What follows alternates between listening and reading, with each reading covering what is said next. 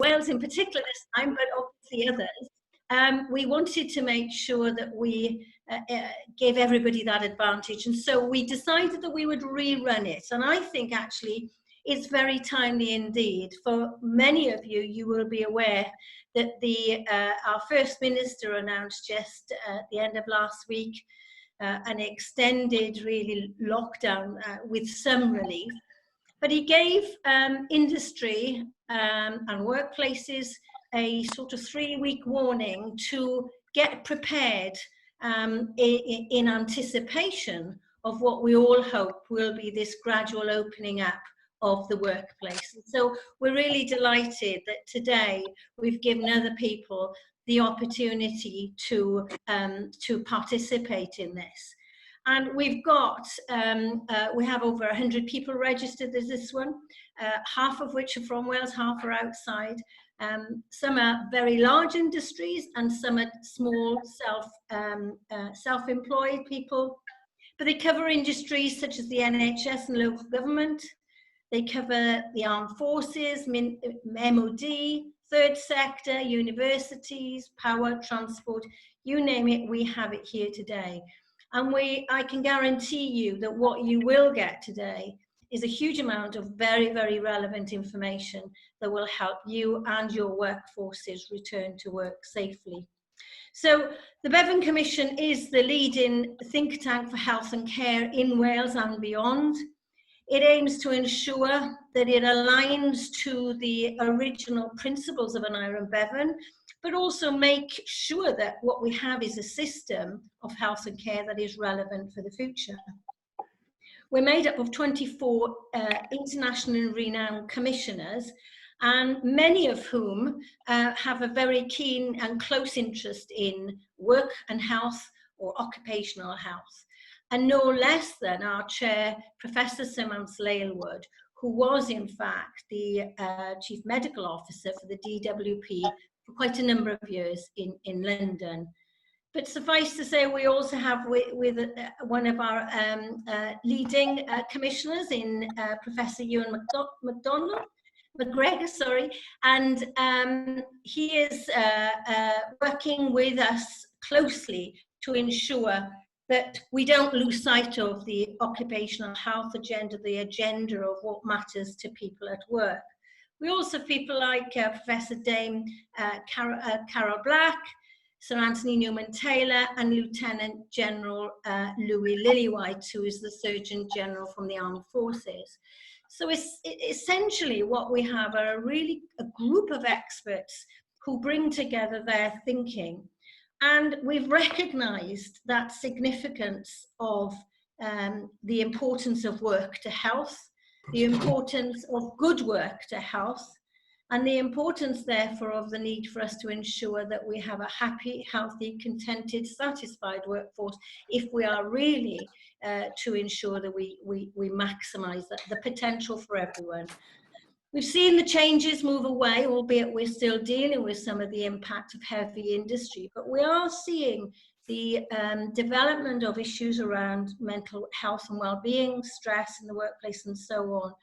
And I suspect that that will become a key feature of the future as we develop and understand the impact of COVID on not only people staying at home, those people who have gone to work, but also that transition between the two. And I think that today will help us all develop a better understanding of how we cope with that. We know there are no, this is unprecedented. We know there are no books written that tell you an A to Z on what to do. But the Society of Occupational Medicine has worked with a number of key colleagues to develop some excellent toolkits, advice, and guidance using their collective evidence to ensure that we get the best opportunity, we have the best tips on how to do that. And you will hear this afternoon from 5 experts, whether some of them from ACAS, SON, business in the community, who will give their perspective and their advice. Not only that, you have the opportunity to ask questions, but also what was interesting at the last session was that many of the questions were being answered through the chat mechanism. And if you're not aware of it, it's the bottom chat. You can go on it, you can send your comments to everybody or your questions, or you can in fact actually just direct them to individuals. I think the important thing to say here, though, is before I hand back to back to Nick, is that we're all in this together. Not any one person has all the answers, and what we will learn is how to do this and probably how not to do this.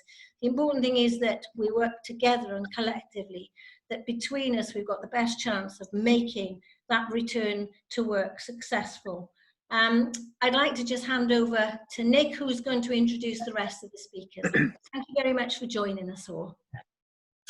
Thanks very much, Helen. That's a really excellent introduction. My only point is Ewan MacDonald rather than McGregor. I'm worried about sort of Scottish clan uprising happening. But I'm going to hand straight over to Ewan and encourage you to put your questions in. We'll be monitoring it, just to reassure you that the slides and the recording is going to come out afterwards. And just a brief about Society of Occupational Medicine. We are a multi-professional body for occupational health professionals, and do look at the toolkits. And also we're going to tomorrow launch some more support and advice on mental health issues. That's with the Royal College of Psychiatrists and with mine. So do look out for that, because we are concerned not only about return to work and mental health, but also that continuing focus on mental health. But I'll hand over to you, Ewan, on return to work, the evidence. Thank you. Thank you very much. Can you hear me? Yeah. Yep, okay. First slide, please. And the next slide. I'm going to tell you a story. Once upon a time. Next slide. We would travel to work in the morning. There would be congestion and pollution. We worked in offices and factories. We would travel to meet at meetings. Our children would go to school. We would shake hands when meeting. Sometimes we would kiss each other. We were stressed by the hurry, sickness, and pressure at work. Next slide. Employment was the highest ever in Britain, 33 million employment in February, 1.7 million working at home, and had the lowest unemployment in the UK of 4%. Next slide. Then COVID comes along and very quickly changes all that. And the number of cases there are in the UK is still debatable.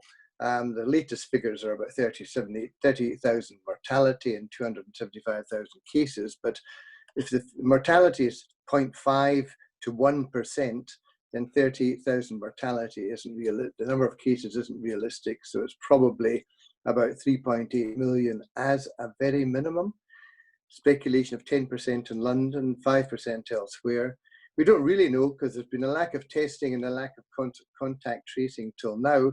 Not being blaming when I mention these things, it's just a fact of life at the speed of this agenda and the huge organizational response that's been required. But we have had modelers and epidemiologists predominate policy, and that was one of the reasons why we had a lack of PPE at the beginning of this story, because no one said, what about the workers?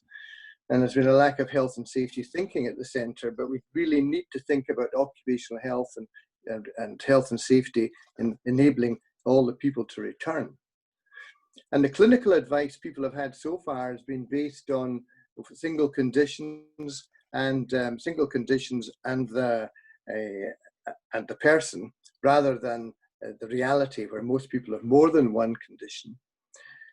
There's some new work coming out, COVID-19 age. It's a new concept. It's now been publicly available based on some very good research, and that makes it more helpful to medical advisors and health professionals, all of whom are going to be advising about return to work. So this is an important area, because relatively few, a small percentage of the population in the UK have access to occupational health, and so general practitioners, hospital specialists, AHPs, nurses, lots of people are going to be advising individuals with health issues about getting back to work. And the guidelines that have been published by the SOM are aiming to help employers and their advisors interpret that. Next slide, please. So the return to work issues: have people had the infection? Well, we don't know with most people. Have they had the infection? Have they got post-infection problems? Have they had a warning letter? There's been a lot of misleading publicity about what things mean. Am I Black and minority ethnic group? Do I have multiple morbidity? I am old, certainly true in my case. Public facing roles. Does my work involve close contact with the public? People have anxieties about returning to work because they're unsure about the risks associated with the work environment. And there's quite a lot of fear and anxiety. Next slide, please. And ONS reports there's a doubling of anxiety levels with 25 million people concerned about health, job security or money, according to the Mental Health Foundation. 34% of full-time employees have been worried about losing their jobs. Suicidal thought and ideation going up. Highest unemployment we've ever had. We've got 7 million on furlough. Will they all get back to work? And we know that another big concern is that we know that unemployment is dangerous for health. And so there's this balance between risk of infection and risk of remaining unemployed and losing your job. Next slide, please. So we know that long-term unemployment is dangerous, and this is not just an anecdotal thing. You can measure it in the blood, the telomeres, the DNA chains shorten faster if you're unemployed. And some people have already expressed concern that so many of us have been at home and relatively unemployed, and actually that leads to a form of deconditioning, not only mentally and physically, but also cellularly. And so unemployment is not good for people, which is why we have to try and get people back to work safely, as quickly and as fast as possible. But the effects, women, of course, are much tougher than men, as we'll see later, and they don't have that same effect being seen in short-term unemployment. Next slide, please.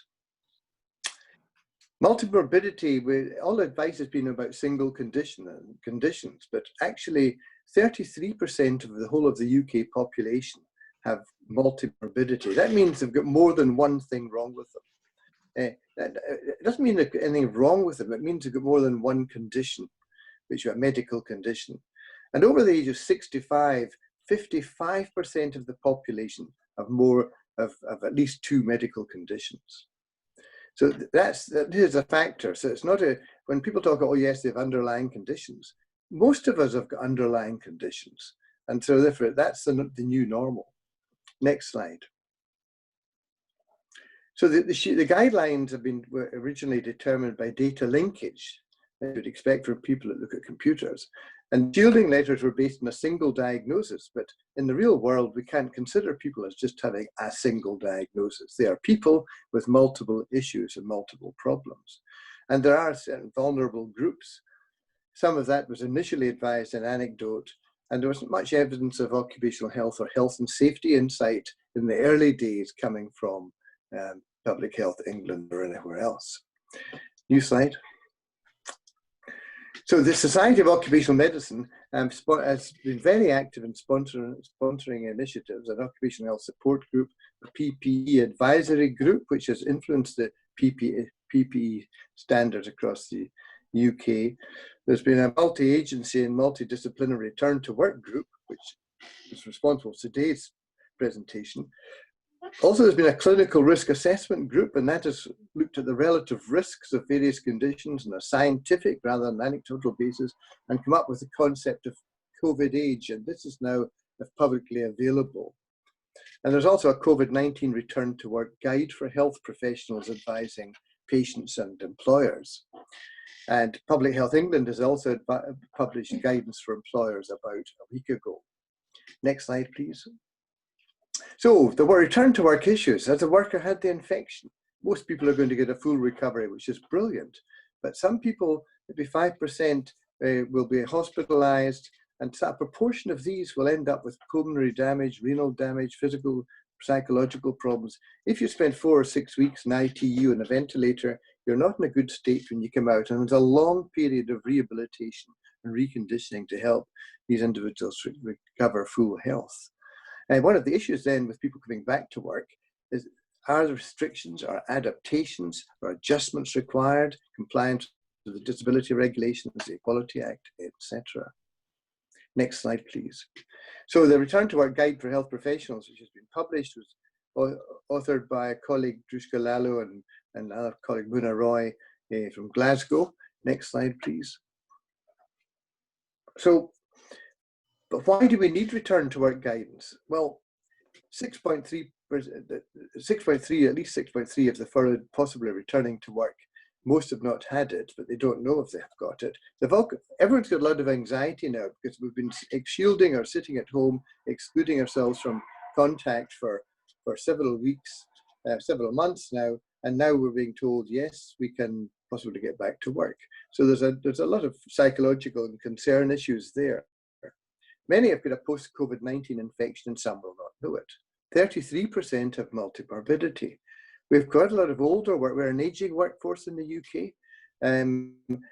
We've got a lot of ethnic minority workers. We have pregnant workers. And we've got people who have been back only at the very most 50% of employees have access to any kind of occupational health advice. And they've also possibly had anxiety and intercurrent illness, nothing to do with COVID, while they're being off. So there's quite a few challenges to affect all those advising individuals about return to work.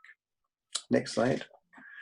So they will be seeking advice from their GPs, consultants, their therapists, their nurse practitioners, allied health professionals, as well as OH staff. And the aim of the guide is to provide a stepwise approach to assist clinicians understand the process and how to provide advice and return to work. People have often advised about return to work without actually knowing much about what the work involved. But it's important now that those advising do understand something about what the work involves. Next slide, please. So this pyramid gives an outline of the process, where the first question someone being advised about return to work, the first question the person advising them needs to think, what job is it that you do? What is the job? What are the risks in that job? Not only the occupational risks, but what are the risks of infection if they haven't had COVID? So as a workplace risk assessment, knowing what the person does is fundamental. Then there's the clinical risk assessment. What are their health conditions? What problems have they had? What problems do they have? Are they fully fit? Are they pregnant?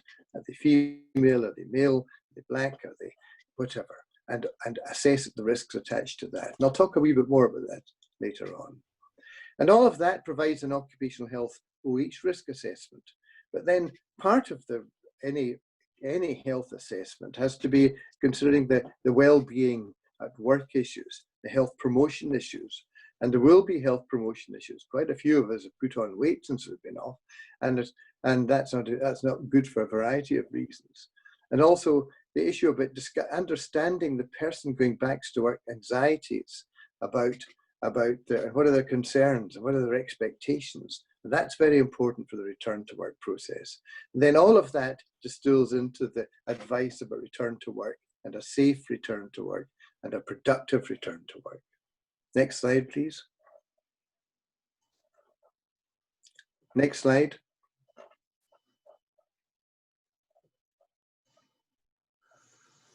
Thanks.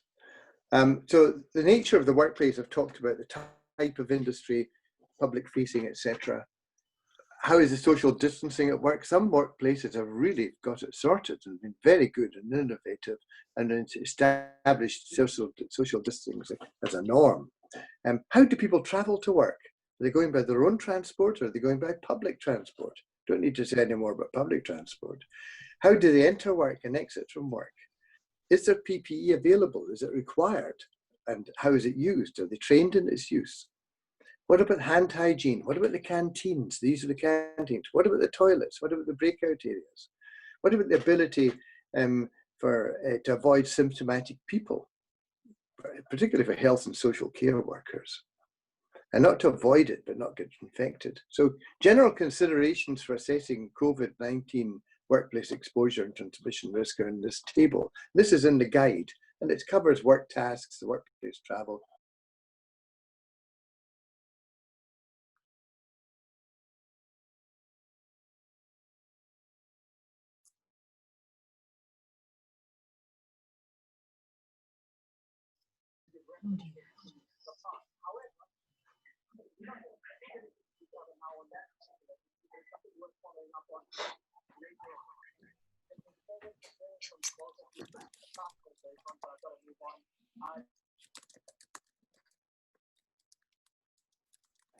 We seem to have got some freezing going on. So Ewan, I'm not sure if you want to restart. Just hold on. I'll go back 5 minutes.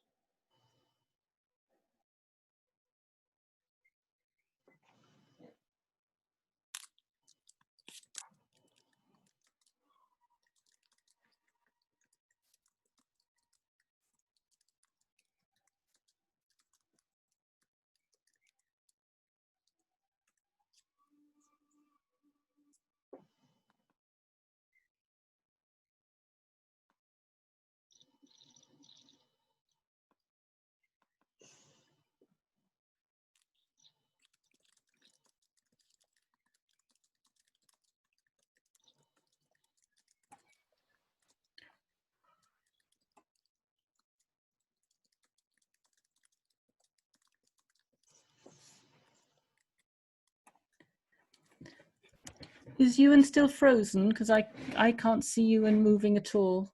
I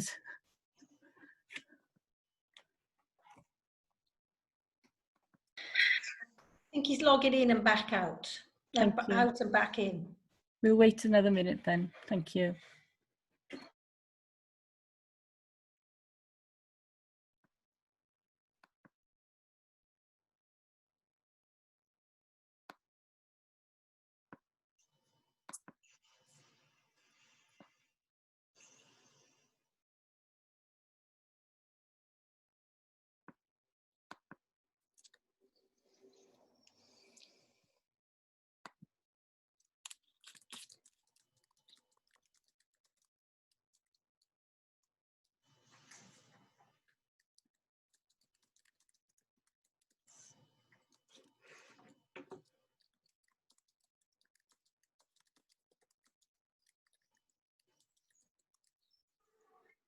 Hello, it's Ewan here, but I'm on the phone now.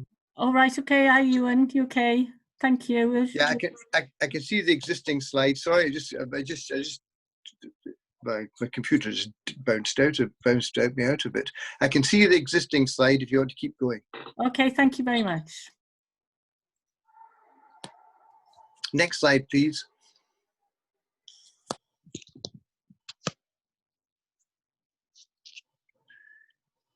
So I think I've touched on that. Next slide. So the clinical vulnerability risk assessment involves what are the underlying conditions, what's the history, hospitalizations, what are their, what not only is that, there are medications. Medications are a good indication of severity, whether they've got asthma and have been on steroids significantly in the recent past. Are they on immunosuppressants? Which ones? Are they getting chemotherapy? Evaluation of comorbidities and characteristics, for example, age, ethnicity, BMI, over 40, pregnancy. What are the risks? Have they had a shielding letter? Have they had sources of advice? What advice have they had? What does their own doctor think? And COVID age calculation is the new bit of tool on the block. Next slide, please. So COVID age, people will ask me about this. This is available. It's on the web. If you're female, you become 8 years younger in terms of COVID age. The COVID age concept is really based, the age is the biggest risk factor. If you're over in the 70s, that's the very highest risk for death if you get COVID. If you're female, you're 8 years, so if you're a 30-year-old female, your COVID age is 22. I know I'll be popular with this one. If you're black, however, your COVID age is plus 6 years. If your BMI is over 40, your COVID age is plus 10 years. If you've got diabetes, it can be plus 4 to plus 10 years, depending on the kind and amount of control. If you've got asthma, mild asthma is not really a problem. It's only plus 1 year. But if you're on steroids or severe asthma, it's plus 4 years. Other chronic respiratory disease, about plus 7 years. Cancer can be nothing if you're over 5 years since your cancer and you're well, or plus 5 years. But hematological cancer can be from plus 7 to plus 14 years. Liver disease can be plus 5 years.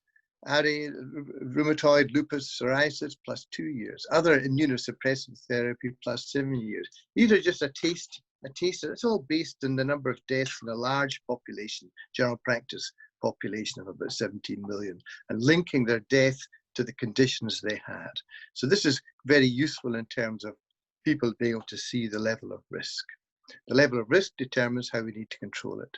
So multimorbidity, if you look at multimorbidity, you can see the relationship with a number of medical conditions that are, and the prevalence of them in age groups of the population. And this explains this probably is the real reason, one of the factors in why the over 70s are at highest risk, because they've got more morbidities. Next slide. So there's the risk factors that can be used to evaluate the residual risk of COVID-19 through work activities. And that's the social distancing and all the workplace control factors which can be done. And that's one of the tables that's in the guidelines. Next slide.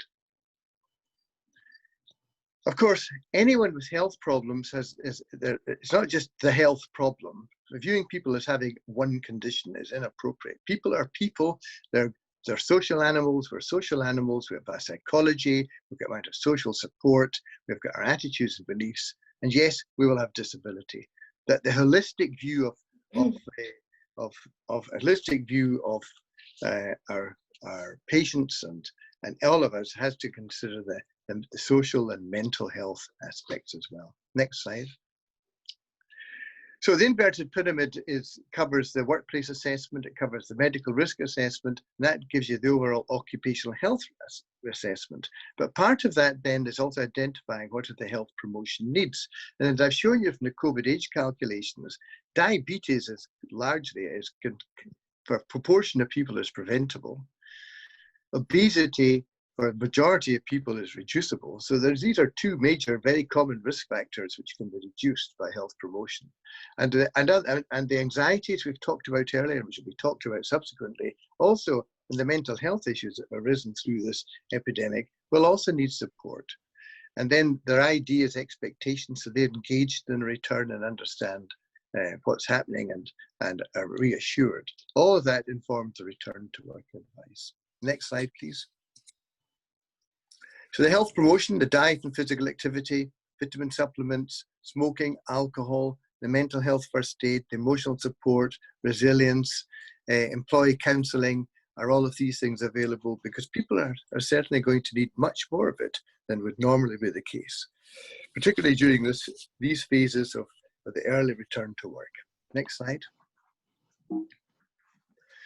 So the discussion of the employees' IDs, concerns and expectations, what are the strategies they have? What are their concerns about return to work and the childcare, the schooling and the travel, etc.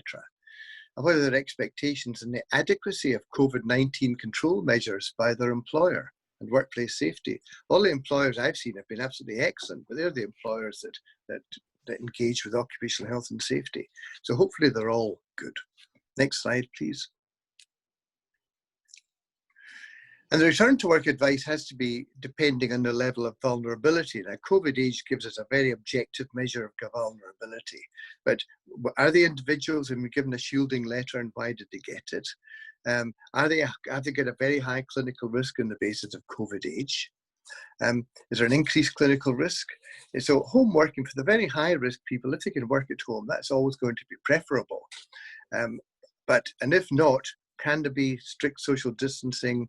Can the PPE reduce risk? And then there's people with standard risk with no health conditions or risk factors and individuals with low risks. But half the population are going to be of some kind of elevated risk. So we have to be learning to manage risk and control risk for these individuals going back. Next slide, please. And it's work, everyone thinks about work in traditional workplaces, but lots of people work and are not formally employed, and these jobs are equally important. They will equally need advice if they're volunteers running a soup kitchen or whatever. They will equally need advice in terms of return to their activity. Next slide. So we know that it's very clear now from the epidemiology for over the last 20 years that workplaces are generally safe. It's not like the days of the mining industry where I used to work. It's, in fact, workplaces are generally safe, and unemployment is very dangerous. We've now had a period where a lot of us have been relatively unemployed, and that is not good for our well-being. So it's really quite important that we can try and help people to get back to work, but back to work safely. Next slide, please.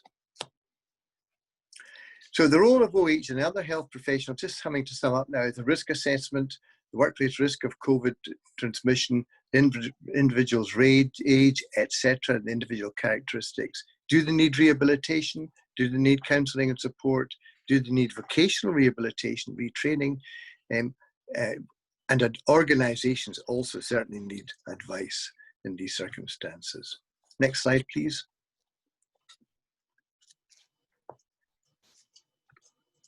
Next slide, please. My final slide is worklessness is the single most important. We worry about COVID, but the mortality of COVID is supposed to be between 0.5 and 1%. And in certain age groups, such as children, it's 0.002%. It's very, very low. So worklessness is the single most important cause of health inequality, social exclusion, deprivation, and mortality, which is why we have to help people to control their risks and get back to work. And that's me finished. Thanks for your attention. Sorry for the interruption. Thanks very much, Ewan. Very, very helpful. So I'm going to move straight on to a responsible business approach with a presentation from Susan Raftery from ACAS. And we both appreciate the link we've had with AIT and CIPD to launch this toolkit. They've been fantastic partners, and we've certainly learned a lot, specifically from ACAS in terms of the importance of communicating with employees and for there to be a partnership, as Helen said at the top. So very pleased to introduce to you, Susan. Over to you. Thank you. Thanks very much, Nick. Thanks, Ewan. Really what I'm looking at this from is the point of view of employers who are now starting to open up their workplaces in whatever way. Obviously, there have been significant strains on the working relationship over the last few months. They build the trust and the confidence with their employees going forward. And we're very aware that employees are concerned about a whole host of reasons. And one of the most important things is to be communicating and engaging as early as possible. One of the things that we are saying is, if you've got plans, if you've got written plans, then share them with your employees. Next slide, please. Thank you. So what I'm going to do is talk about employees returning to the workplace, also employees that are continuing, people from Wales on this call, on this webinar, and obviously there are some differences between the guidance from the English government and the Welsh government. I don't know if there's anyone from Scotland that Northern Ireland. But the fundamental is that people, if they can work from home, should be. I'm going to touch on discrimination and also managing staff, and also the most important thing, communication. Next slide, please. So there will be an awful lot of people who have staff on furlough. As we know, the furlough scheme has been extended and has been adapted, so it now will be possible from July for employees to have a sort of mixture of furlough and working. But how do you end it for those employees who've been on it for weeks, not possibly months? The first thing to do is think about, what does your furlough agreement say? Did you have a written furlough agreement? And have you been communicating with your staff? Perfect world, all employers would have been keeping in touch with their staff throughout furlough, but that's not always necessarily been the case. And it's a question of how are you communicating. I've certainly spoken to some employers who said, well, when we furloughed our staff, we took their mobile phones off them, we took their computers from them, we took their laptops from them. So it's been very difficult to communicate, and the overall email just hasn't gone. Do you have a notice period in your furlough schemes? Now, they are your employee. In theory, you could turn around tomorrow and say, we want you straight back. But of course, employees may have additional responsibilities, for example, childcare, which I'll talk about a little bit later, or shielding or looking after vulnerable adults. And do you end your furlough by phased returns? I mentioned you may be bringing people back in part-time. I also know some organisations that are bringing people back into off furlough, effectively everybody back into the workplace at the same time. All of these are things to think about, and all of these are things to communicate with your staff. Next slide, please. Thank you. So employees who return to the physical workplace, and as I said, although the encouragement and guidance is for people to continue to work from home if they can, we know that workplaces are starting to open up. How do you get them back in? Bear in mind, you've got employees who maybe haven't been in since March. Think about things like inductions. Do you do an induction for them before they come back? Because they will have forgotten things. And how do you do that induction? Because, of course, in the olden days, from February, for example, we would have had people into the workplace on the first day and given them an induction. But, of course, that's not the case now. So as managers, do managers induct people before they come into the workplace? Ewan mentioned about the fear people have about what things have been put in place. And I've certainly heard of organisations, for example, sent their employees a video showing what controls they have put in place, what protections they've put in place. Think about staggering start and finish times. Again, the traditional 9 till 5 is changing, and there's encouragement to stagger start and finish times to avoid overloading public transport. But of course, you need to discuss that with your employees, because there will be people who cannot do it, whether because they have caring responsibilities.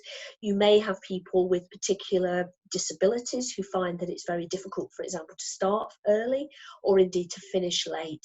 So communicating with that. There is a very real fear of using public transport for people. So it's a question of having those discussions, where for some of us, we might be able to drive into work. What if you have employees who have no option but to use public transport? The fear of close contact in the workplace. You will still have vulnerable and shielded employees. Should you be asking them to return to work at the moment? And what about the people with continuing care and responsibilities? We know, for example, in England, some school children have gone back, whereas in Wales, the schools are still closed. Even for people whose children's schools are open, they may still be looking after their children. And as I say, may have care responsibilities, for example, for vulnerable adults. And of course, there's a group of people who've realised that they quite like continuing to work from home. They don't want to go back into the physical workplace. Next slide, please. And of course, again, a group of people who are continuing to work from home. Well, who stays at home and who comes back into the workplace? And who decides that? Is it the manager? Is it the employee? It should be a mutual decision if possible. Think about flexible working. The law is that the employee has the right to request flexible working. That is not the same thing as right to being given flexible working. However, if as an employee, I have been successfully working from home for the last 3 months, for example, whilst homeschooling a child, looking after a vulnerable adult, all the other pressures, then if my employer turns around and says, tough, you can't have flexible working, that is going to have a huge impact on my motivation and my engagement with my employer. Think about the employees' contractual issues. So again, I focused a lot on employees wanting to stay at home, but there'll be a group of people who can't wait to get back into the workplace for whatever reason. What does their contract say? Because for an awful lot of us, our contract will say our place of work is a particular building, a particular office, a particular factory, and won't mention me working from home. If I now insist on coming back to work, you need to look at what my contract says and whether you can change it or not. And again, what do you do about the people who are continuing to work from home and have the care and responsibilities? Is it really appropriate for them? We mentioned personal issues, something that Ewan touched on quite a lot around people's mental health. It's something that's concerning us a lot, that you will have people who need to get back into work because it's good for their mental health. It's very difficult to be isolated at home, maybe on their own. And of course, think about the fact that, as we know, sadly, there has been an increase in things like domestic abuse. Your managers may not know any of these things, and I know people can be reluctant to talk to employees about their personal lives, but you need to find out about these so that you can plan the most appropriate measures for them going forward. Next slide, please. Thank you. So what do you do if you get to the point where you are going to have to make some changes to the employee's terms and conditions? If the employees are part of a trade union and you have a recognised trade union agreement, a collective agreement, then you are obliged to collectively consult with the trade union if you're going to change their terms and conditions. It might be that you're required to have employee representatives. Even if you don't have that, you need to consult with the individuals over their contracts. You might be changing their hours. You might be changing their start times and their shift patterns. You might be changing their duties and their workloads. These are all things that you need to consult over. Simply imposing them is going to give rise, at the least, to dissatisfaction and the most potential lead. Bear in mind as well that there may be employees who, although they agreed to be sent home because they appreciated the pressure their employers were under, are actually finding it quite difficult. They might be using their laptop sitting on their bed, they might be in a shared house, and they may now say, well, I'm not agreeing to changes to my contract any longer, so they're sending me home. Or, I will agree to it, but I want you to pay my utility bills, I want you to provide me with better equipment. So it's thinking about those things. Also think about whether any changes are going to be temporary or permanent. It's an odd thing, the amount of times we've seen situations where there's been a change to an employee's terms and the employee is adamant that they're temporary. It needs to be discussed and then it needs to be clearly spelt out. If it is going to be temporary, then make sure that it's reviewed, which sounds so obvious, but again, we'd be surprised how many times we see situations where people forget to review. Next slide, please. Something that we are quite concerned about, we think there has been an increase in things like discrimination. Some of this, to be fair, is the law of unintended consequences and is not something that the employer has considered. But we have come across situations where there is direct discrimination, and again, from the best of intentions. So, for example, as an employer, I've decided that my vulnerable workers, so for example, all my workers over 70 will stay at home, and my younger workers can come back into the workplace. Well, of course, the younger workers are arguing that potentially there's discrimination there because they've been treated less favourably by, in their perception, being subjected to potential risk. You can also see it the other way around. Older workers saying, I don't want to be sent home. I want to be in the workplace. I'm worried that, for example, if there are redundancies, I'm going to be selected because I've not been as present in the workplace. I've not had the opportunities. Also bear in mind pregnant workers. There are additional requirements around risk assessments for pregnant workers. Should you be asking pregnant workers to come into the workplace? Should you be ensuring that they work from home? And think about disabled workers. Again, you are obliged to make reasonable adjustments for them. Are you doing that? Of course, there's also indirect discrimination. So essentially, we're applying a requirement that on the surface looks fine, we're applying it to everyone, but it's having a disproportionate impact on certain groups. For example, requiring everyone to come back to work may well impact more on women. What do you do, for example, with disabled workers who may not be able to drive in and would have to get public transport, which they may perceive to be putting them at higher risk? We're also quite concerned about harassment. There have certainly been anecdotal discussions around the fact that there is more harassment, for example, people from East Asian origin. There's also a concern that employees who have been working from home or been furloughed have actually forgotten what your equality and diversity policies and your social media policies actually say, because the lines between home and work have been blurred.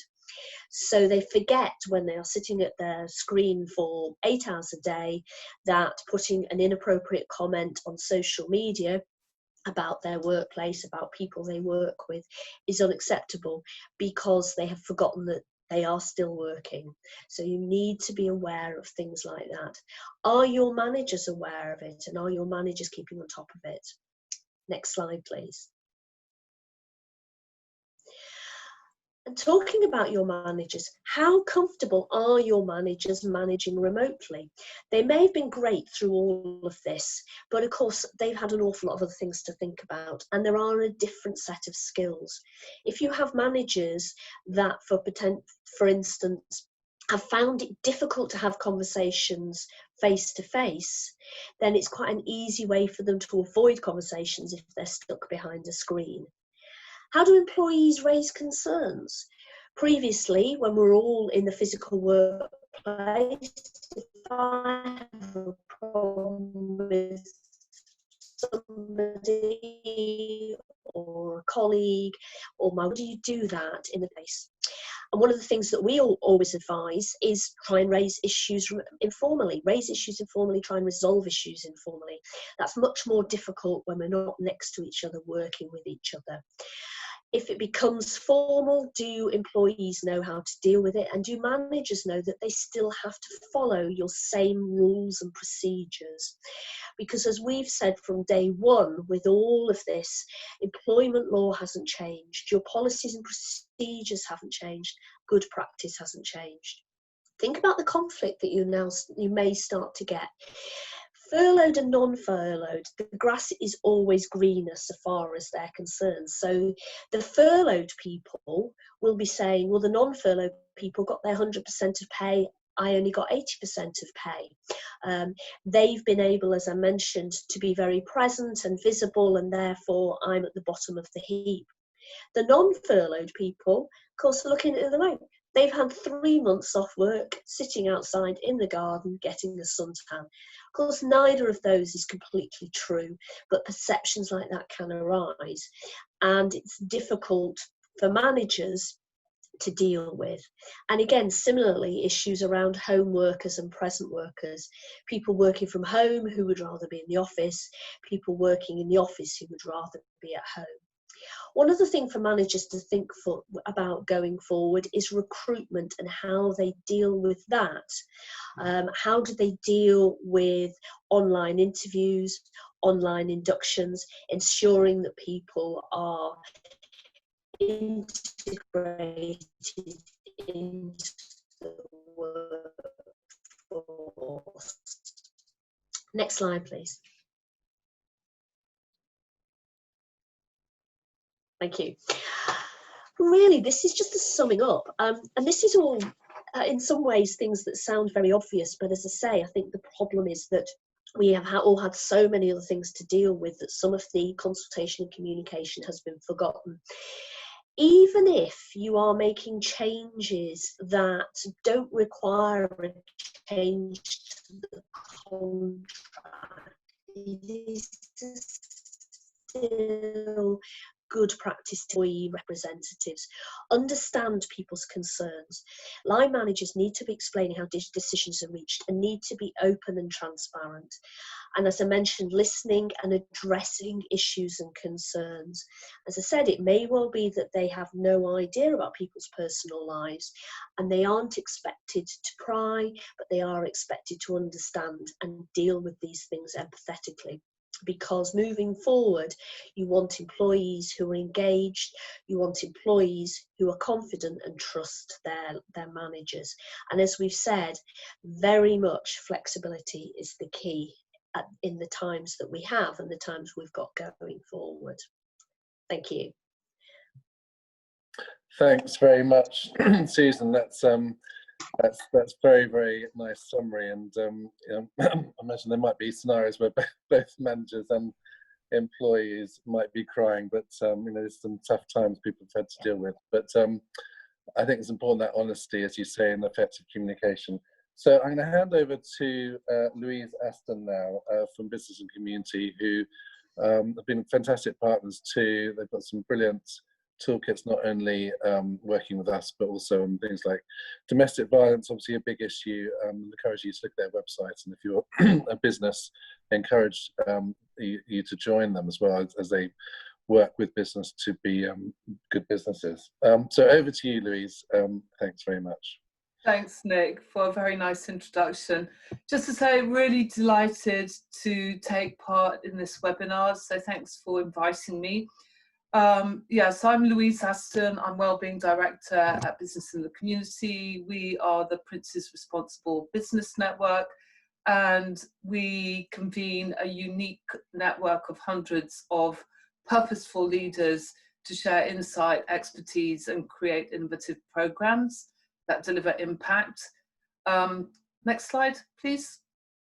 So our Bible is our Responsible Business Map, which is aligned to the UN Sustainable Development Goals. And with the coronavirus pandemic, we've seen well-being and the environment come clearly to the forefront. So the current crisis shines a light on the interconnectivity of our own health and the systems we rely on. In the case of this current pandemic, it's clear that human health and economic health are inextricably linked. But the same is true for climate and health, with the climate emergency triggering this global health crisis. You may have heard around zoonotic diseases like coronavirus that transfer from wildlife species to humans, which will get more prevalent in the future due to climate change and habitat loss, bringing people and other species more closely together. So despite this systemic and interconnected nature of our climate and health challenges, we still see too many businesses and other organizations solving climate and health as separate issues, missing opportunities for designing transformational change that could drive multiple benefits across multiple systems. We've seen how COVID fast-tracked working from home in a matter of weeks, but also in terms of travel restrictions, this in turn has had a massive benefit on the quality of air. So just to say, is behind all the various segments of our responsible business map is we have a responsible business tracker, and I'm going to just share a few insights in a couple of slides. So next slide, please. So this is Business in the Community's evidence-based work well model, which basically underpins the health and well-being section of the responsible business map.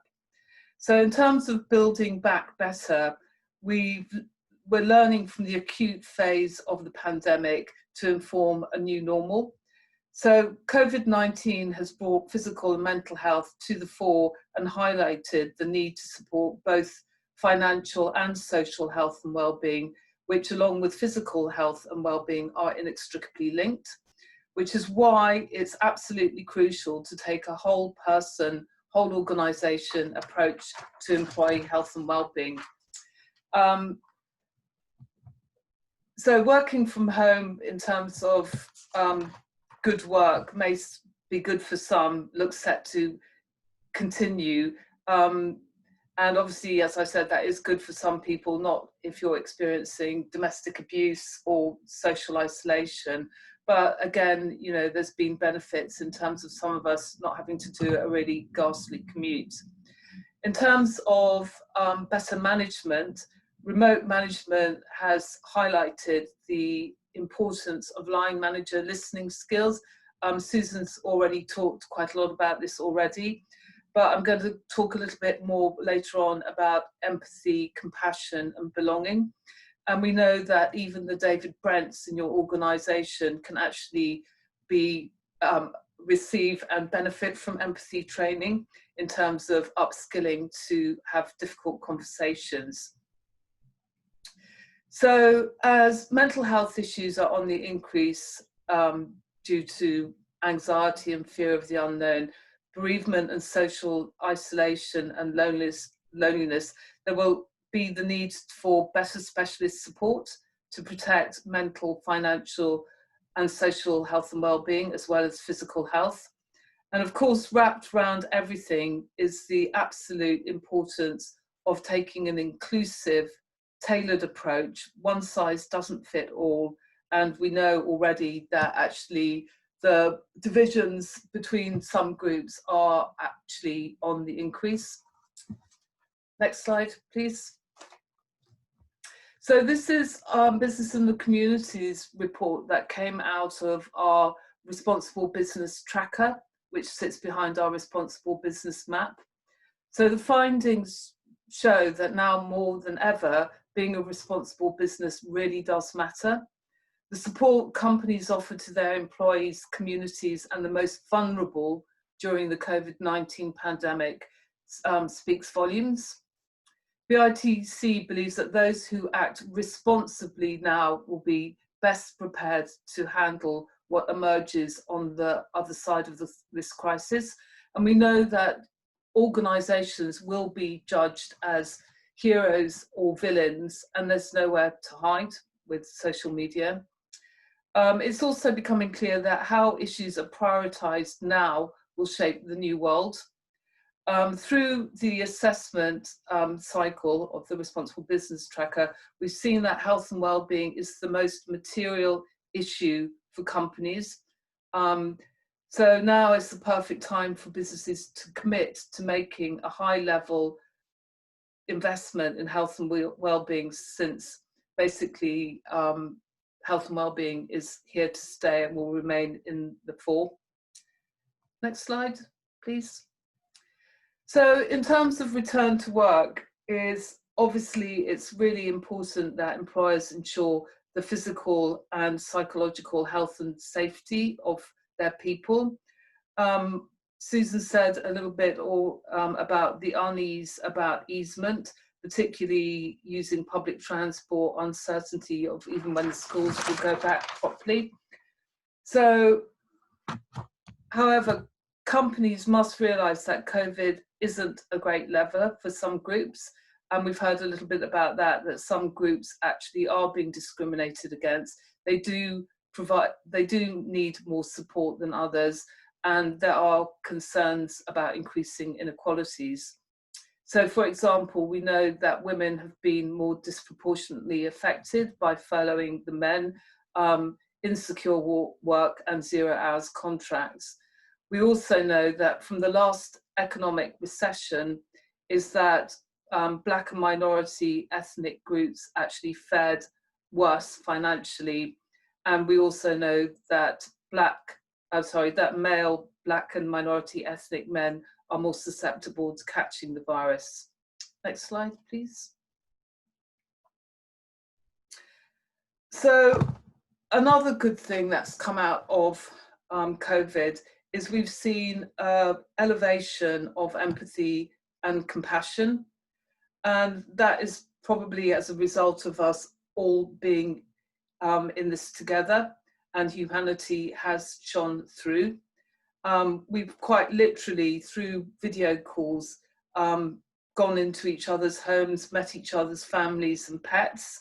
And in a sense, that's enabled more people to bring their whole selves to work, which in turn leads to a greater sense of belonging. Next, please. So I thought it would be worth flagging the definitions of empathy and compassion because they're interlinked. Compassion takes empathy a step further. It's about recognizing the circumstances of another person or group and feeling compelled to take action to improve those circumstances. And so really what we're hoping is that actually with the rise of empathy and compassion, that in turn will actually lead to greater inclusion. Next slide, please. So leaders must recognise that individual experiences of COVID will be very different depending on financial security, overall health, domestic arrangements and demographics. So it's important to adopt the habits to foster inclusion and consider the questions that can be asked by employers and decision makers, like, are decision makers diverse across age, gender and race? Next slide. So we've talked a little bit about, I've been campaigning on mental health for about 20 years, and although mental health awareness has risen greatly in the last 5 to 10 years, it hasn't actually translated into wholesale action. And what we're really seeing here, that in a very short period of time, is COVID has acted as that powerful catalyst. This isn't just a physical health pandemic, it's also a mental health pandemic too. And I really hope that actually mental health is treated on a parity with physical health and safety as a fixture. Next slide, please. So at the end of last year, business in the community worked with the Thriving at Work Council, which was the council that came out of the Stevenson Farmer review.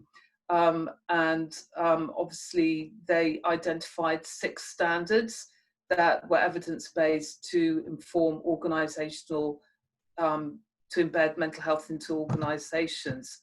So this commitment, it doesn't replace any of the many great pledges or charters that are already out there, but what it does do is take the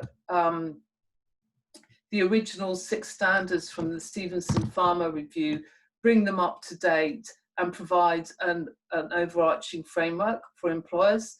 Next slide, please. So obviously, if you're already signed up to the Time to Change pledge, that actually complements standard number 3, which is about promoting an open culture around mental health. So this isn't about replacing any charters or pledges, but I would urge you to take a look at the commitment, because once we're through, while we're in this crisis, but coming out of the crisis, in terms of sending a very, very strong message that actually you're treating mental health as a commitment, as a priority. Next slide. So we've heard a little bit about domestic abuse, and I mean, domestic abuse, we've always had an issue with domestic abuse. It's been in the foothills for quite some time, although there is a new domestic abuse bill going through. But we know that even before the pandemic, it's that 1 in 4 women and 1 in 6 men would experience mental health issues during their lifetime. But since lockdown, which has created a perpetrator's paradise, is actually domestic abuse rates have soared. Its Refuge, the domestic abuse helpline, has seen a rise by 800%. And we know that homicide by domestic abuse has more than doubled. And, it's really important to remember that domestic abuse is a crime. Employers do have a legal duty of care to protect the health and safety of their people. And, in lockdown or working from home is a kind of microcosm of how kind of the home and the workplace collide. And the word domestic abuse is not a good descriptor. As Nick referenced, we've done a lot of work with Public Health England around domestic abuse, but we've just produced a new toolkit which is freely available on our website around domestic abuse during COVID-19. So you may want to go and check that out. Next, please. So this is really about death, bereavement and grief. And we know that, with the UK COVID-19 death toll is the worst in Europe. And because of that, most of us will be touched by death, bereavement, and grief. With the high prevalence of COVID and COVID-related deaths, and indeed just normal deaths, employers need to stop shying away from discussing the deeply uncomfortable topic of death. As a nation, we're really, really bad about talking about death. It's kind of where we were with mental health perhaps a decade ago. So there's an urgent need for all employers to take a pragmatic approach to considering the impact that thousands of deaths are having on the people who are still alive. So it's things like actually not being able to be with your loved one because of social distancing, is actually not being able to possibly have the ritual that you would expect, having to wait for a delayed funeral, the idea that your loved one's body is being stored in the back of a refrigerated lorry or in a temporary morgue. It's pretty horrible. So we know that with these kind of deaths during COVID, is we are already seeing a rise in post-traumatic stress disorder. And obviously there's serious implications of this kind of trauma being left untreated in the short term, but also the potential impact of future generations. So feel very strongly that now is the time for business communities to step up and collectively share the responsibility of talking openly about death and supporting one another. And this sounds harsh, but it is actually getting used to the idea of kind of living with death, is we know that the knock-on impact of COVID is going to result in many more suicides and many more domestic violence, homicides. So, Nick, on that cheery note, I'll pass back to you. Thanks very much, Louise. Well, actually, my mum was a professor of social policy and set up the first refuge in Canterbury and wrote about what was called then battered women, but obviously it's a kind of cross-gender thing. But obviously it's a concern, and I'm very pleased to see that work very quickly by BITC. So thank you for that. An opportunity for visitors to really be brave and sort of have those conversations and not shy away from them. I'm going to move on to Christine, who's going to talk about mental health factors. Christine's our strategic clinical advisor, and then we're going to then move to Anne Harris to sum up with some great slides, and then you're all very quiet on the Q&A, but we've got some great experts on this webinar, so do ask those questions even if there are sort of specific ones. Just think away and put them on the chat box, or we'll wait until the end. But I'll hand over to Christine Paul, who's going to talk about returning to work after COVID-19 mental health factors. Thanks very much, Christine. Cheers. Good afternoon. I'm hoping you can hear me because I seem to be talking through my microphone and my headphone. So very warm welcome. Thank you for joining me. In the last 20 minutes, I'm going to be giving you some practical tips and hints for employers to manage employees coming back to work following COVID-19. Next slide, please.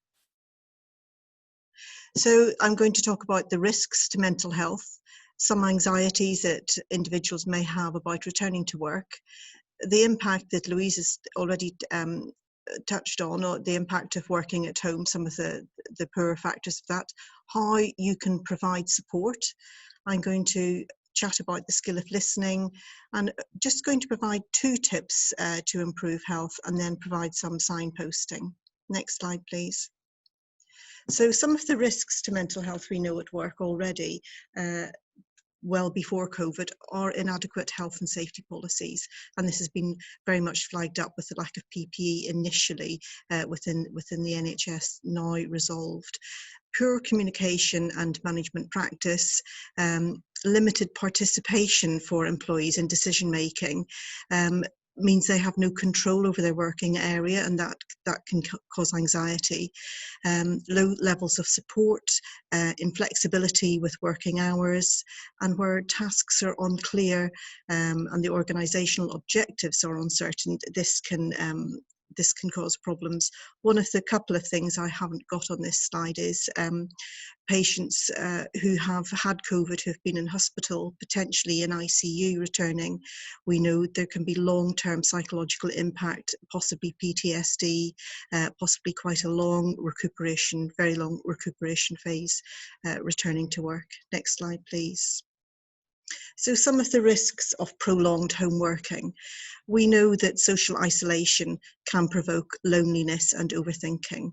The loneliness monster is akin to the depression black dog, and some people are very isolated and very lonely.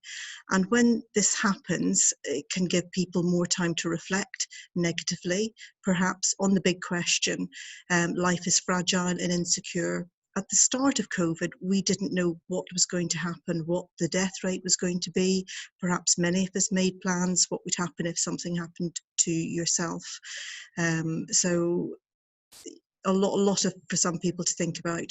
The changes for a lot of people are where now we're presenting these sort of webinars by Zoom, and it suits a lot of people. Most people really enjoy it, but it is, we know, very demanding on the brain. It requires a lot of extra energy for the brain to process this, and we can have continuous distractions. One of the suggestions to alternate Zoom is just with voice-only calls. For some people, most people probably enjoy the Zoom calls. Next slide, please.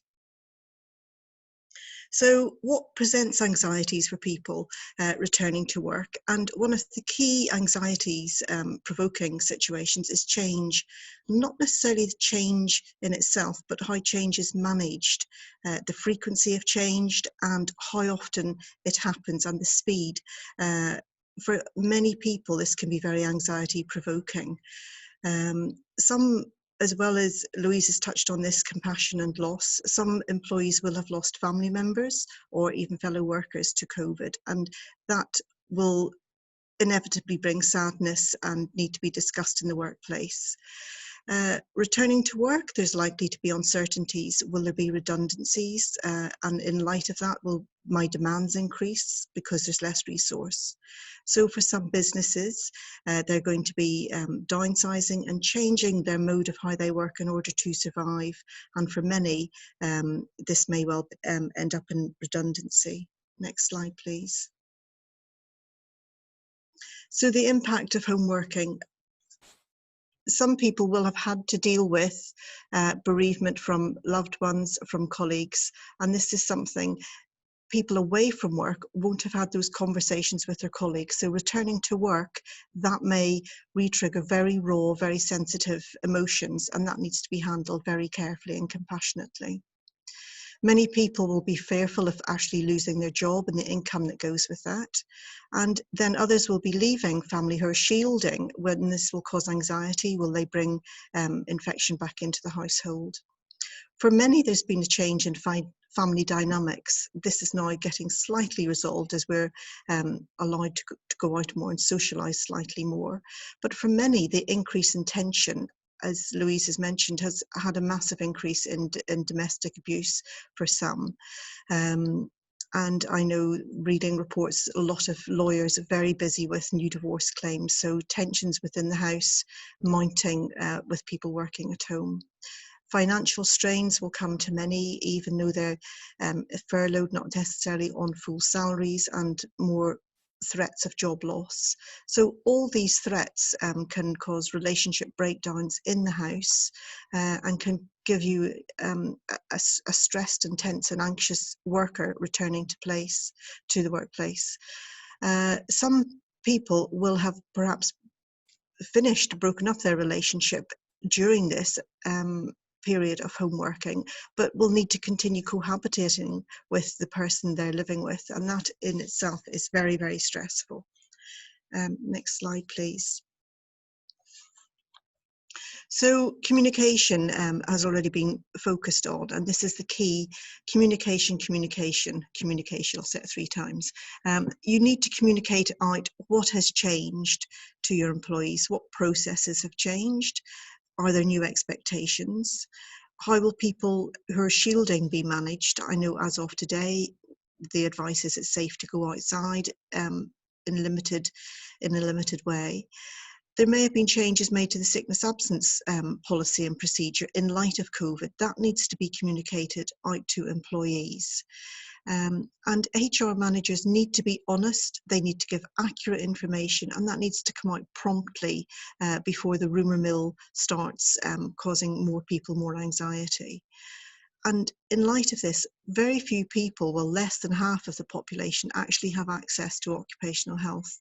So a lot of this will need to be dealt with by HR or the managers. Whilst not many people have access to occupational health, I think only 7 to 9% of companies will have a mental health policy. So many employees will just not know how to be dealing with anxious employees returning back to work. Next slide, please. So I think there's possibly a slide, has it missed providing support? Thank you. So please ensure that you have communicated out well ahead of returning to work what the plans are. Be upfront about major changes. Ensure there's a reasonable routine for people coming back to work rather than frequent change and frequent quite chaotic situations that people don't know what's happening from one day to the next. Ensuring work-life boundaries, and as a manager this means that perhaps you make sure your staff get a lunch break, you make sure they get a cup of tea during their shift. Those sort of simple, compassionate, kind acts can go a very long way to people feeling secure in the workplace. And the workload, people coming back with a huge emotional burden will find it very difficult to focus on the workplace. And for those people, they will need adjustments. They will perhaps need their workload reduced. And if occupational health is available, recommend referral to occupational health for employees who are particularly struggling. I think the key word here that's not in this slide is to nourish. You need to nourish and support your employees returning to work. Next slide, please. I think next slide is possibly communication ahead of opening. Oh, we've done that one, sorry. So what will help? Regular communication, discussing loneliness. And for many people, loneliness leads to depression, leads to continued long, sad, low mood. So have conversations about these. Some companies I know have adopted Mental Health Monday, where they make sure they have time to talk to one another about how they're feeling, just slightly getting to know their employees better. Make sure employees know where they can go for further help. This may have changed, you may have additional help, you may have just adopted a different strategy, so make sure employees are actually aware of that. And in addition to making sure that they actually have the correct resources, this has been mentioned before, some employees may not be that happy working from home, they may not have the facilities, and we need to make sure that they have the right tools to actually do their job, IT support and guidance. People will be facing pressures that perhaps they don't mention in the workplace, and this can make people anxious, it can make them irritable, it can make them sharp, and just be aware if you see that sort of behaviour, what's actually going on behind that. Some health education for managers is always helpful, just teaching managers how to have a conversation rather than become a fully fledged therapist. That's not what we're trying to do. Next slide, please. So identifying the vulnerable employee, there's a very long list of identifiers for people who are stressed, anxious, depressed, etc. But the key things to look for is just a change in demeanour, just a change of behaviour in your colleague, lack of motivation and that withdrawal. So somebody is just avoiding certain situations, perhaps avoiding attending meetings. Just have your antennae up to think what's actually going on with that employee. Never be afraid to ask an employee how they're doing, and in particular if you are very fearful that somebody has ideas of suicide, for instance, you must be quite comfortable and quite safe to ask that question, and it's not going to increase the risks of that happening. You're just going to make sure that person gets help. So practice what you might say saying to someone to ask that question. The first time you ask it, you might feel very awkward, and if you haven't got the correct words, potentially you won't ask the question. So if you've rehearsed it, then you've got a better chance of actually addressing and identifying somebody who's very vulnerable. Next slide, please. So helping employees who are struggling. Not on this slide, but something just to mention here is good work is good for you, and very good work is very good for you. And in addition, bad work is bad for you, and very bad work is very bad for you. So before we come to employees who are struggling, just think about what sort of workplace you have for your employees and what's there for them. So talking about Mental Health Mondays in particular, ask your colleagues how they are. And if you get a very English answer of fine, don't be afraid to ask again. Instead of asking how they are, perhaps ask how they're feeling today. So again, get familiar with asking people how they're feeling, just to encourage conversation. And if somebody does relay something to you, you still need to respect their confidentiality. So if you don't know how to handle a situation, just don't go off and speak to somebody saying and disregarding confidentiality. This must always be respected. So don't ignore colleagues' symptoms if they will not go away. There's a very common phrase, and I think Prince William, and I've forgotten her name, that's terrible, will often say, it's okay to be not okay. Well, in fact, it's not okay to be not okay. If you're not okay, something is wrong. It's actually okay to say you're not okay, and I would like to differentiate the two things. If someone's not okay, then something needs to happen. So next slide, please. So employees can help themselves in some ways by developing their own routine. Whilst we're off, staying connected and reconnecting with other people. And this doesn't have to be 20 or 30, 100 people. For most people, it's no more than 4 to 5 people. Staying physically healthy will impact positively on your mental well-being, and practice meditation and mindfulness, we know, as the two ways that will help induce calmness and help people manage better. Doing things to take away from your anxieties, other distractions, walking, listening to music, these sorts of things. Having a social media holiday, and only getting information from reliable sources such as the NHS, gov.uk. And remember that everything is temporary. I saw a wonderful rainbow in a window the other day, and it said, after the storm comes the rainbow. And I thought, oh, is that where this rainbow thing comes from? But it is true that after the storm there will be a rainbow. So this is temporary, and eventually we will get through this. Next slide, please. So the skill of listening. And this is where, as managers, HR advisors and the rest, you're not expected to be a trained therapist. All you need to do is understand what the employees' issues are. And in order to do that, you need to listen to them. And the best way to listen to somebody is to be quiet, suspend any judgment, and don't be thinking of what you will say or how you will reply to that person. When somebody's speaking to us, we're normally busy formulating what we're going to say, and in particular formulating the question we might ask them, perhaps because you want to confirm you've listened. But just don't do that. Just listen, and don't advise on anything, just listening. And in particular, if you're sort of not clear and you interrupt, the person will usually just go back to the beginning of their story. So the skill of listening is just to listen. And that's it, basically. Next slide, thanks. So the two tips I'm going to talk about, Ewan mentioned on earlier, you can add 10 years to your COVID age with obesity. So the key thing that anyone can address if it is an issue for them is perhaps doing something to reduce their weight if that's a problem, and getting sufficient sleep. So the less sleep people get, the higher your chance of actually getting common colds and viruses, and the more opportunity you're giving yourself to increase anxiety and mental health conditions.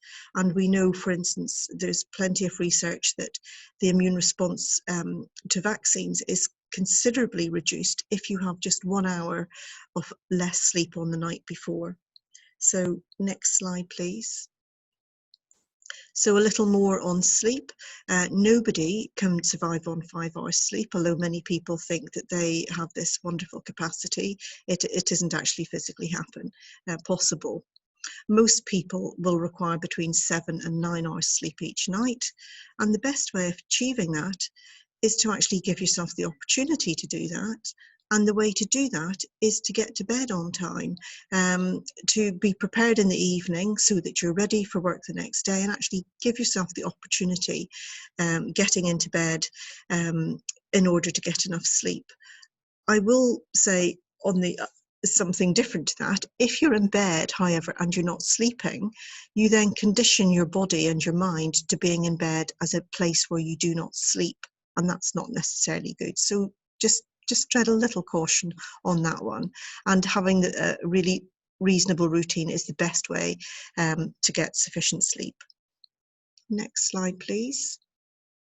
So signposting.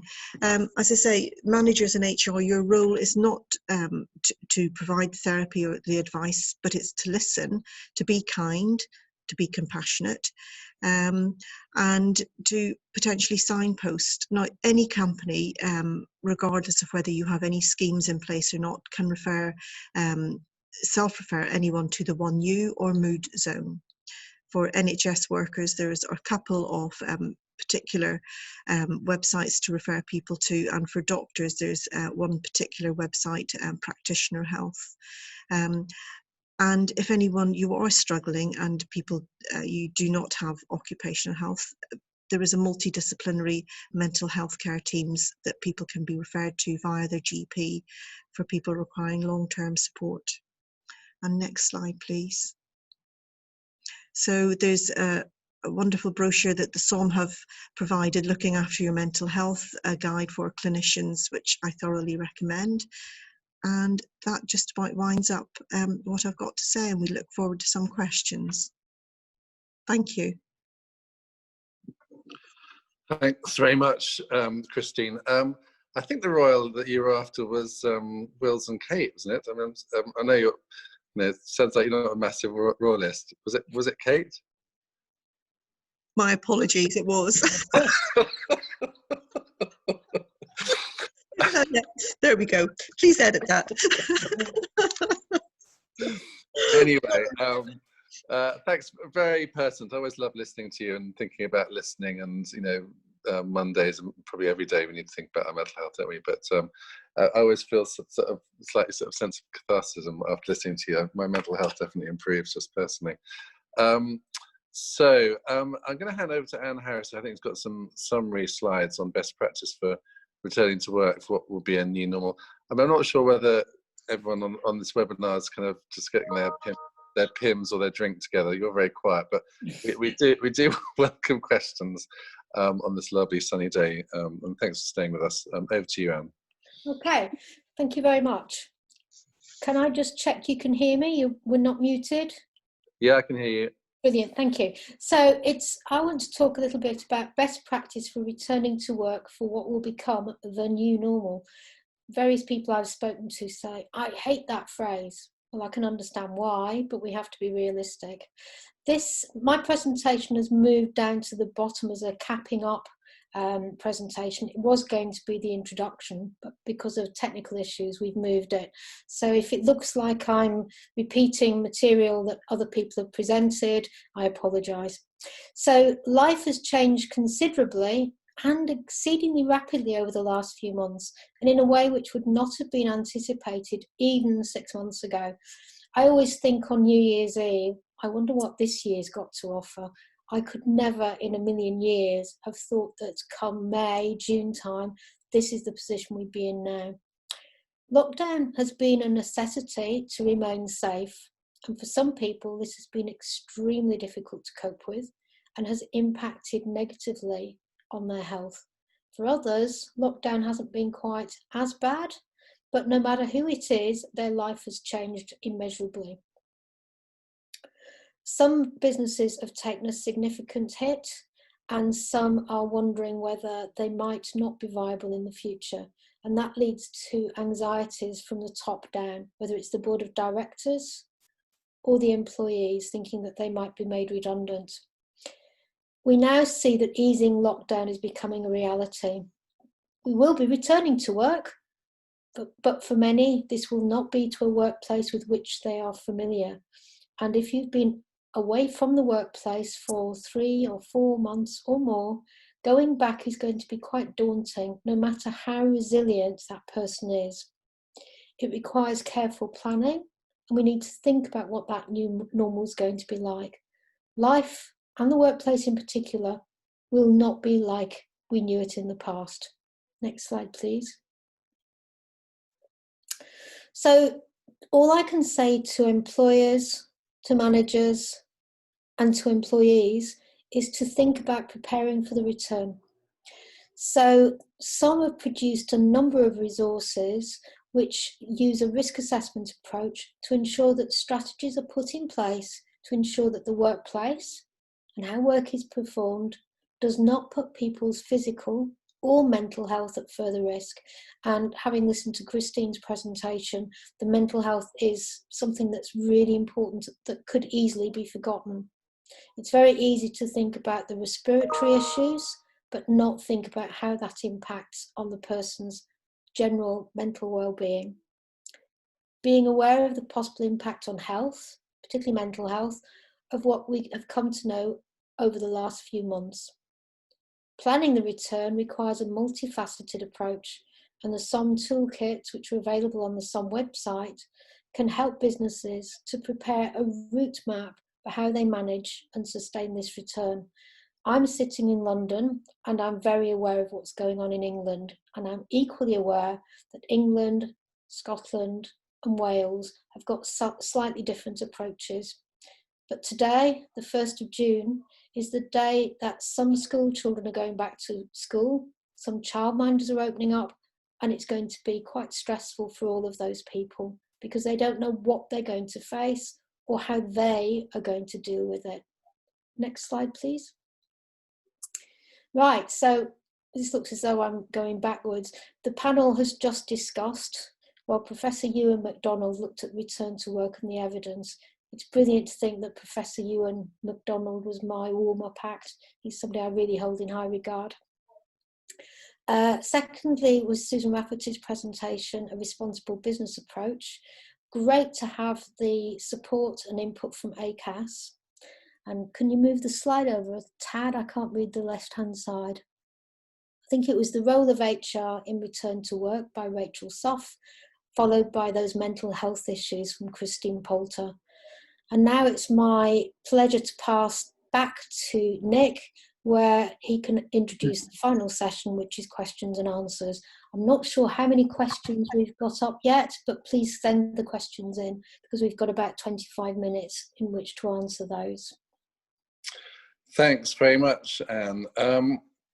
So the first question from someone called Kibor, how is the COVID-19 age used in decision making? So I might ask you, and hopefully you're there and able to unmute yourself, how, if you're going to use the COVID age tables, which I can see has just been approved as very useful by the Royal College of Physicians, which is great.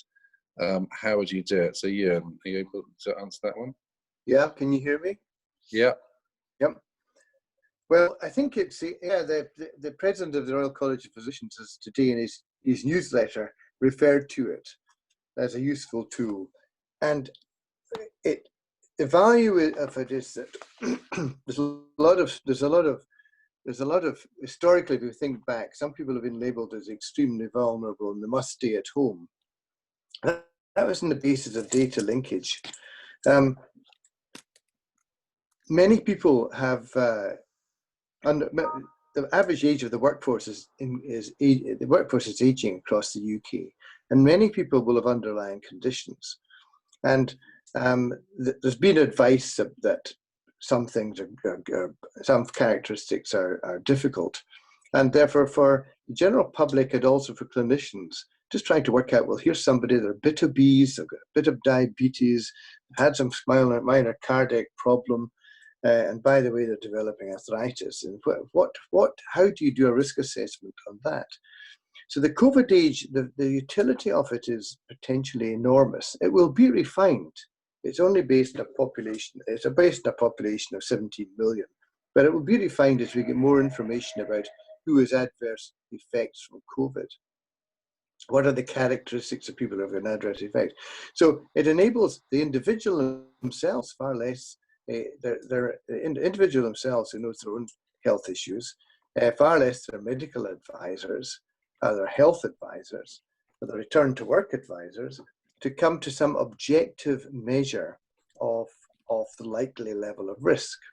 Now, to have a COVID age, the younger you are, the better. School children have very, very little impact, the COVID on them. And the younger you are, the better. So if your age is 5, then your COVID age is 5. COVID age becomes a bit risky, I think, when you're over 50s, 60s. If you're into the 70s of COVID age, then we know you're extremely vulnerable. So some people achieve that just because of the time they've been on the planet, and other people will achieve it because they're perhaps younger than 70s or 60s, but they have had a number of health issues which are maybe chronic, they're ongoing, they may be very well managed, and most conditions are well managed nowadays, which enables most people with morbidities and health conditions to be able to work and function. But it gives an objective risk score. What is the risk? What is the risk? What's the risk of dying if you have a COVID age score of whatever?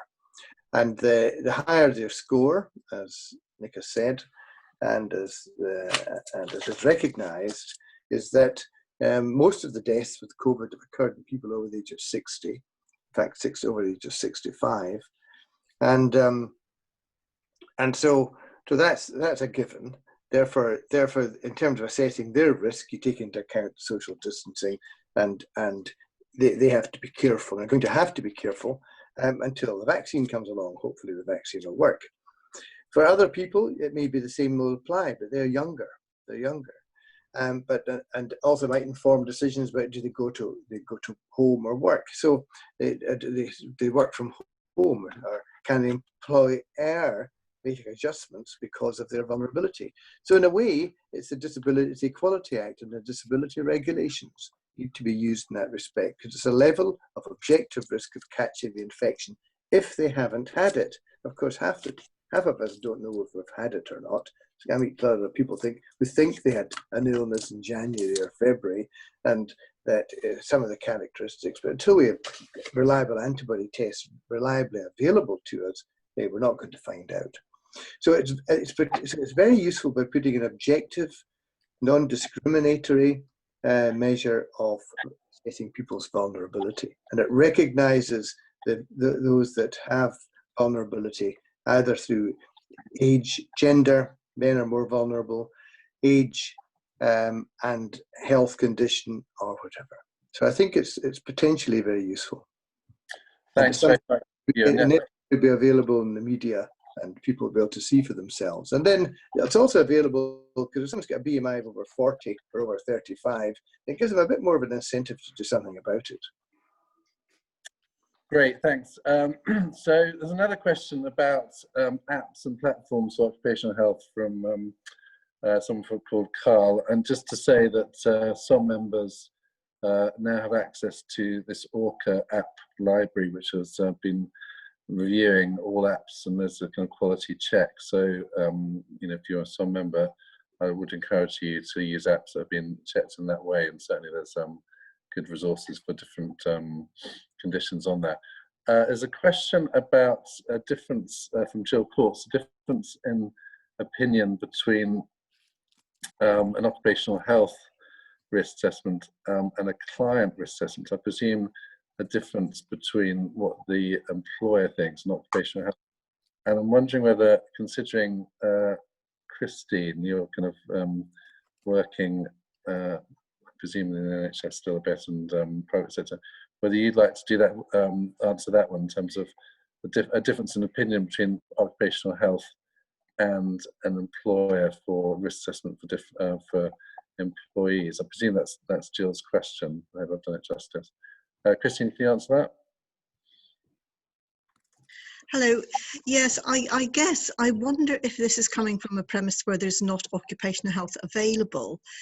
Within the workplace, if you had occupational health available, they would be the best people to undertake a risk assessment, knowing the risks, the particular risks of a particular job to a particular person. I'm not sure if this question is coming where a company does not have access to occupational health, and there I would direct them to the HSE site or the SOM toolkit for undertaking a risk assessment for an individual. I'm not sure that answers the question adequately. I don't know if you or if Anne want to add anything further to that. I can really say, I suppose I'm going to kind of just move on, but certainly if the questioner is not happy with that, then put it back on the chat. There's a question about HSE and whether they're going to update their advice regarding face-to-face health surveillance. So we regular meetings with the HSE, the latest one being last week. We made those meetings public when they, the notes of the meetings public when they approve it. Clearly, there's a big concern about mental health surveillance currently deferred for 3 months, and it's coming to an end soon. And they're going to produce some new advice shortly, and having a kind of proportionate, reasonable response, a framework to kind of support risk management and health surveillance. So we're looking out for that. So apart from it's coming soon, that's all we can say in terms of people taking a proportionate and reasonable response.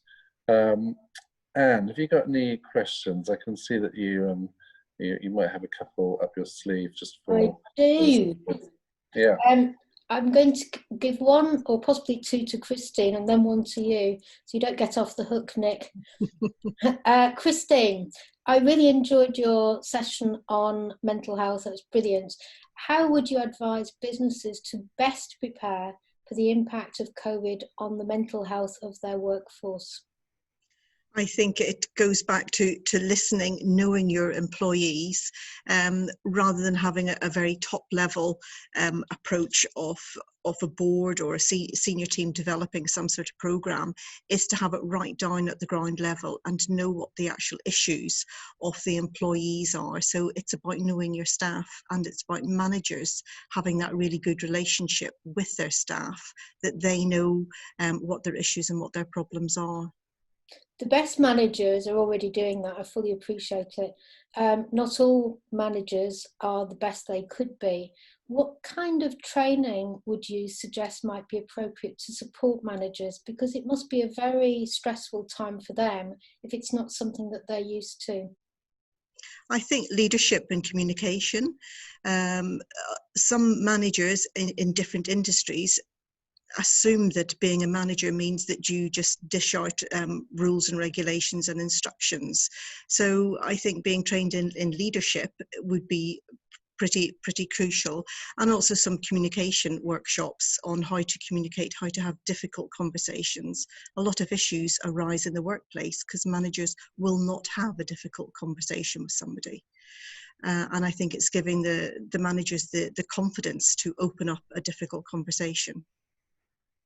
Got another one. Really sorry, Christine. I promise this will be the last. Is there a role for mental health first aiders? And if there is, what do you think that role is, and what support would they require? I think that the mental health first aiders come with bags of enthusiasm and existing compassion and empathy, and they want to make a difference in the workplace. So that they do come with, I think, with an existing set of good qualities for people to listen to. So, however, there's a slight issue that they are trained for 2 days. So some people with a 2-day training, I've met one or two, and not many, so who think perhaps that's trained them up to be a fully fledged psychotherapist. And it is a 2-day awareness course, and it is about signposting, and it's about having a conversation. It's not about advising and solving people's problems. Totally agree with that one. And now I'm going to pass over to Nick for a question. So I told you wouldn't get off the hook, Nick. Could you give an overview of some materials that are already available and others that are developing and are going to be put on the website? Thanks, Anne. So obviously we've developed the Return to Work toolkits, which is on our website. So there's one for health professionals and one for kind of a more kind of wider audience, and that's the one with ACAS, BITC, CIPD in mind. So just click on our front page, it's freely accessible on the COVID site. There's a risk assessment approach for SMEs that you've produced with a variety of colleagues. That's a kind of shorter, more bite-sized approach that might be useful for those who perhaps can't access occupational health. And we hope that's going to go live tomorrow. Again, look out on our website, along with this mental health toolkit.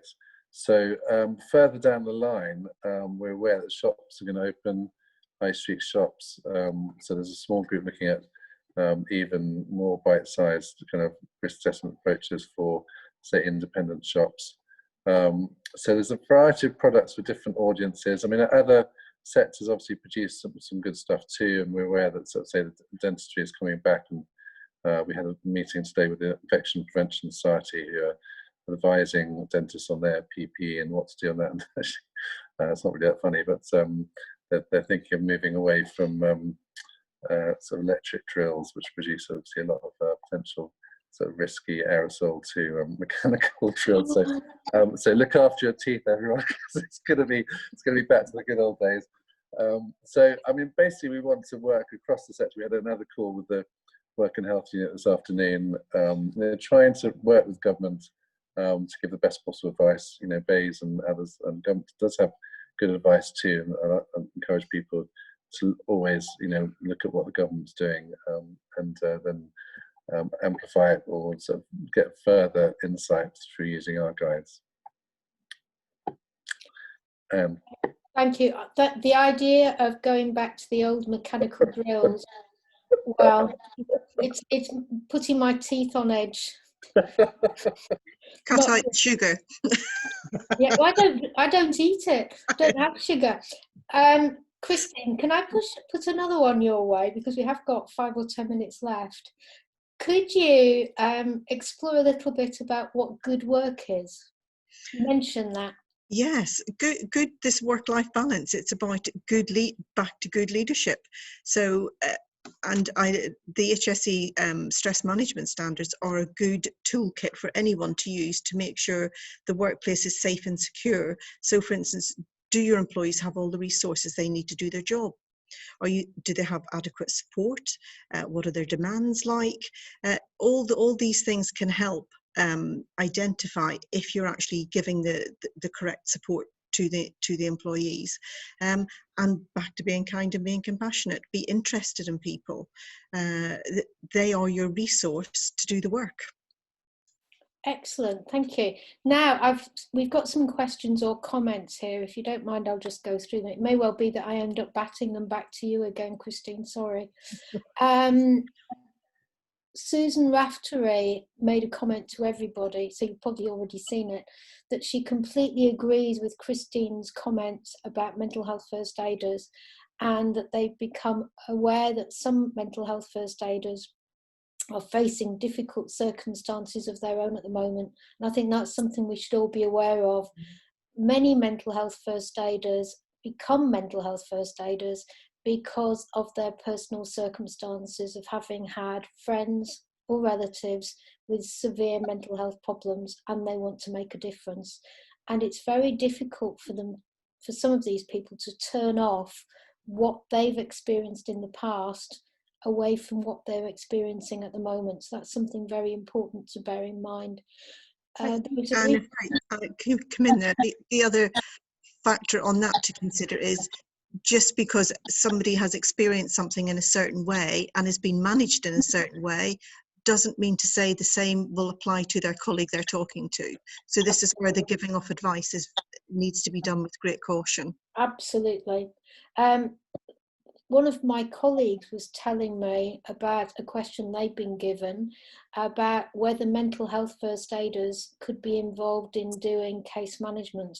Well, I got really scared when I heard that, because they're not healthcare professionals. They've had a 2-day training program that may or may not have been given by a healthcare professional, and therefore that really is well outside of their sphere of competence, and they're not registered healthcare practitioners, so there's no comeback if they give inappropriate advice. So those people who are signed up to this webinar, if that's a question that comes to you, be careful how you handle it, because yes, they're very helpful to support people in the workplace, but they're not there as psychotherapists or occupational health advisors. Another question, who should employees contact if their employers will not provide the level of PPE that they were hoping for or expecting? And Lisa was saying Louise might want to answer that. Well, that's got me off the hook. Louise, can you pick that one up? I'm afraid I can't possibly pick that one up. I'm going to bat it back to Nick. Sorry, Anne. I thought Louise had her hand up earlier on. It wasn't relating to that question. Oh, no, the reason I had my hand up was just building on the good work question. So every year, Business in the Community, we run a national YouGov survey, and it's about mental health at work, and we do that in partnership with Society of Occupational Medicine and 8 other national partners. And one of the kind of killer stats that we've been monitoring year on year is that we know that in last year's survey is that 39% of employees develop a mental health issue due to work, or where work was a contributory factor in the past year. We're about to rerun that survey, well, in relation to building back better, and it'll be really interesting to see what that reveals. But the point I'm trying to make here is to do with kind of building back better with this new normal, is that we should be thinking and aspiring to create work that actually enhances well-being rather than damaging it. Is obviously, you know, we have got some of the advantages of remote working, which is a double-edged sword, but in terms of actually really looking at the systemic issues that cause bad mental health, is actually be more aspirational about creating jobs that actually really promote physical and mental health and well-being. Thanks very much, Louise. I'm going to dive in there because you know, that's quite a tough call for you on the PP side, and I suppose just remind people in terms of the PP at work regulations of 1992, which says that every employer shall ensure that suitable PP is provided to employees who may be exposed to risk their health and safety whilst at work, and that such risk has been adequately controlled by other means which are equally or more effective. So I think the HSE are very much able to be contacted if there's concern about PP, but I would remind people that there is a hierarchy of controls, and sometimes, as hospitals have done, you know, there's one area for COVID patients, one area for non-COVID patients, and sometimes that's those kind of basic controls which are more important than PP, which very much is kind of last line of defence. So I think now it's sort of 5 minutes to. I mean, I think I'm going to sort of wrap things up and hand it over back to Helen for any final words. But particularly thanks to